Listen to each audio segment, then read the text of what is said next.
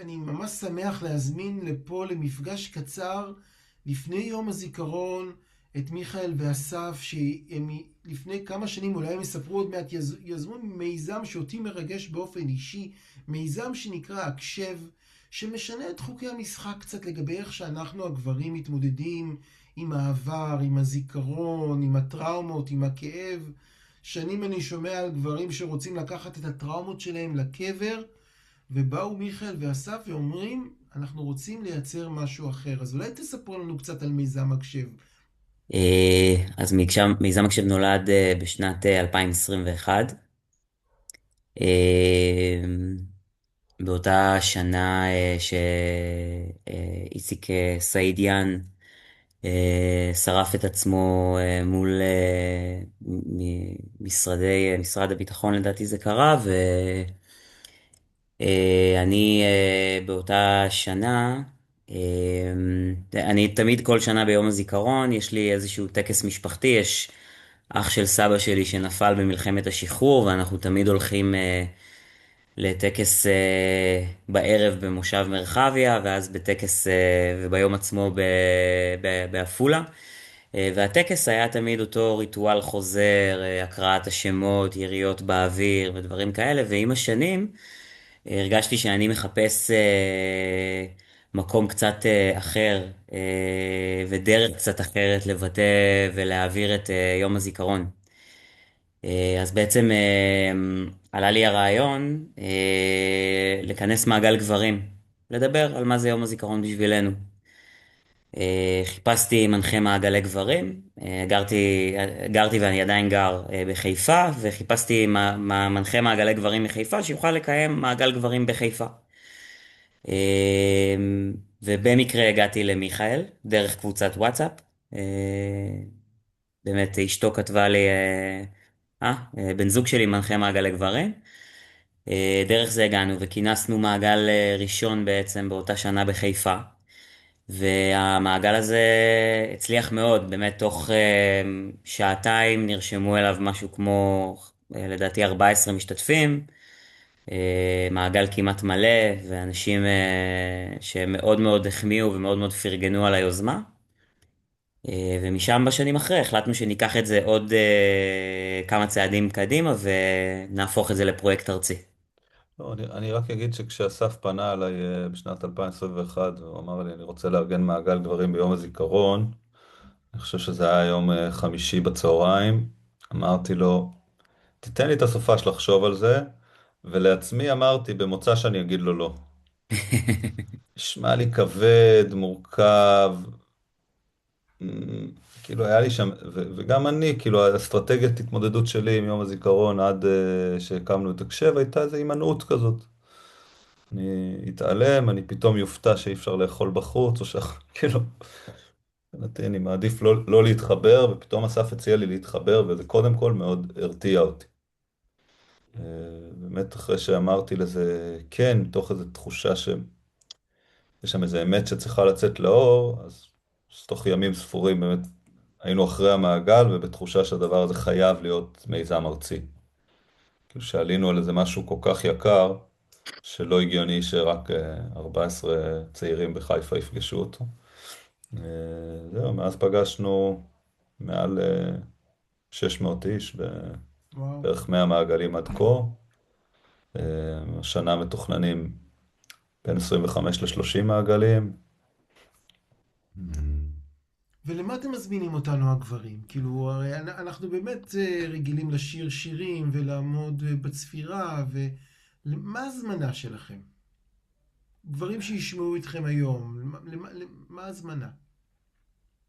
אני חושב שיש משהו באופן שבו מבוים המהלך של זיכרון ועצמאות בישראל, שהוא ממש כמו שם איזו הנחה שהחיבור לקולקטיב הולך דרך התכחשות לסובייקט. זאת אומרת, בעצם אתה לא יכול לעשות את המעבר מהאבל לזיקוקים ולחפלה, אלא אם כן אתה מתכחש לאיזו חוויה אנושית שהיא קולקטיבית, אבל היא מודחקת, שוואלה, המעבר משמח לעצוב, אם אצל מישהו מעל גיל 4-5, הוא דורש זמן ועיבוד. ילדים עושים שם שיפט חד, נתת להם גלידה, הם מחייכים. מבוגרים לא מספיק גלידה או קבב בפיתה בשביל לעבור מאבל ועיסוק באובדן לחגיגה והודיה על היש. אז אנחנו מזמינים גברים לפגוש את הסובייקט שהם בתוך היום הזה. אז לפגוש את בנקודה האישי. אז אתה אומר בעצם, אתה מזמין אותנו הגברים, במקום להיות באבל, יש את האבל הקולקטיבי של האנחנו, ואתה אומר, אנחנו רוצים להזמין אתכם, להביא את האני שלכם, את החוויה האישית שלכם, לא את החוויה הקולקטיבית, אלא להביא את הקול האישי. כן, הקשבתי לך כן, נכון? ואני רוצה להגיד שכשזה לא ממלכתי, כשאתה מזמין את הקול האישי, אז אין שם רק אבל. אז מגיעים למעגלים הרבה אנשים עם אבל על אובדן של חברים. מגיעים המון עם כעס אדיר על המערכת. מגיעים עם ייאוש. מגיעים גם עם אופטימיות. מגיעים עם אהבה לחבר'ה מהמילואים. מגיעים עם הודיה לאישה ששרדה איתם את כל התקופה הזאת. יש שם הרבה דברים, זה לא רק אבל. אנחנו רוצים לעשות מקום למה שחי בנו. אני אגיד אנחנו, כי לי ולאסף יש עשרות אם לא מאות שעות שיחה על זה.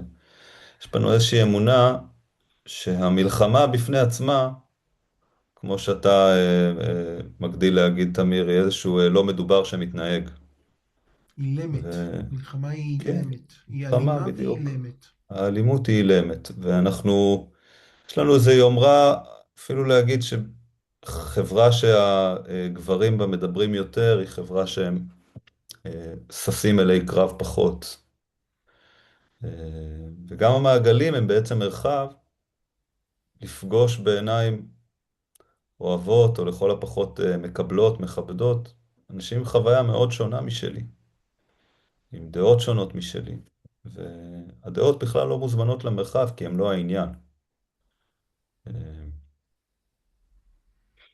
אני חושב שאני רוצה להוסיף על מה שמיכאל אמר, אה, שבתוך היום הזה אנחנו מגלים הרבה גברים שבכלל, הם בכלל שואלים מה מקומי ביום הזה. כאילו, אני חושב, מיכאל קצת נגע בזה בבלבול, ואני רוצה קצת להרחיב את היריעה הזאת,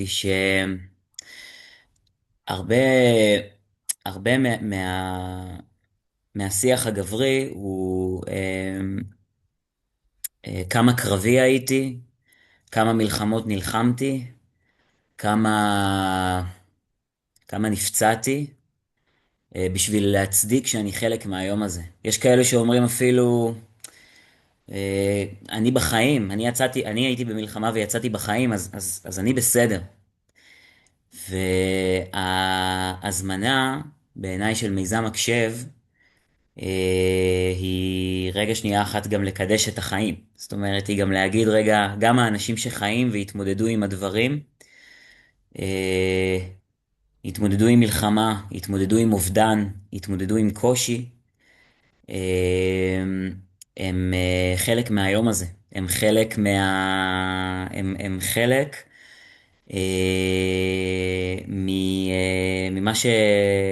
ממה שעוברים כאן גברים בישראל. זאת אומרת, זה לא פוסח עלינו.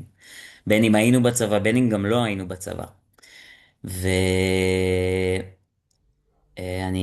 אני חושב שבאמת רגע שנייה אחת ביום הזיכרון אנחנו זוכרים את המתים, את הנרצחים, את הנופלים, אבל והמטרה של המיזם הזה היא גם להזכיר רגע שנייה אחת שיש עוד מרקם חי בגבריות הישראלית שצריך לקבל איזשהו מענה, איזשהו עיבוד, איזשהו איך אני אקרא לזה, אינטראקציה מחודשת כזה עם השכול, עם האבל. זה, זו דעתי לגבי זה. אנחנו ממש נסגור עוד מעט, ואני רוצה להגיד לכם למה אתם מרגשים. אני מתרגש איתכם, כי זה בעצם, זה סוג... אני המון שנים עוסק בסיפור הזה של גבריות וטראומה, וכל כך הרבה גברים, כולל אבא שלי, ככה לקחו תמיד איזה מורשות קרב של לקחת את הטראומה לקבר, וזר לא יבין אותי, וכמו שמיכאל אומר, החוויה האישית קצת נלקחת לקולקטיב. ואתם עושים היפוך. אתם מביאים את הגבר, ובצורה אפילו אומרת, בוא תביא את האני שלך, לא את האנחנו. לרגע אל תביא את החוויה של מורשות הקרב, תביא את ההשפעה של המלחמה עליך. חיים גורי, אני חושב שהוא שר, הרעות נסנוך בלי מילים, אפורה עקשנית ושותקת. וזאת הרעות הישנה בין הגברים. זה הגבריות שקיצרה את החיים לאבי, כי מה שלא מדובר מתפרץ, מה שלא מדובר מתנהג. ואתם בעצם מזמינים גברים להתעגל, ובמקום להתנהג את העבר הלא פתור, לרגע ניתן לו מקום. תטעמו את הטעם של גברים מדברים, גברים שלא רוצים להסתגר שעות או ללכת לברוח, אלא ללמוד לייצר חברות משותפת שיוצרת גב ביום שאחרי, ולא רק בזמן מלחמה. שאתם אומרים, לא ננטוש את הגברים, נזמין אותם להיות, וזה נורא מרגש להיות חלק יחד איתכם כעמותת שבט אחים. אנחנו נורא מתרגשים ככה שאנחנו תומכים בכם במיזם שלכם, כי זה יופי זה כאילו נותן השראה להמון גברים איך קצת לצאת מהמטריקס הישן ולייצר תרבות חדשה ואולי שירה חדשה עבור גברים. אז ממש אני מתרגש מהמיזם הזה שלכם, ואני מקווה שמאות גברים ישמעו את זה ויבואו מחר ויפסיקו עם התרבות של ההשתקה וההתנהגות וההסתגרות, ולרגע יבואו להקשיב לגברים מדברים בגוף ראשון אני. אז תודה רבה לכם על המיזם המבורך שיצרתם. אמן, תודה רבה. תודה, אמן, תמיר, תודה רבה.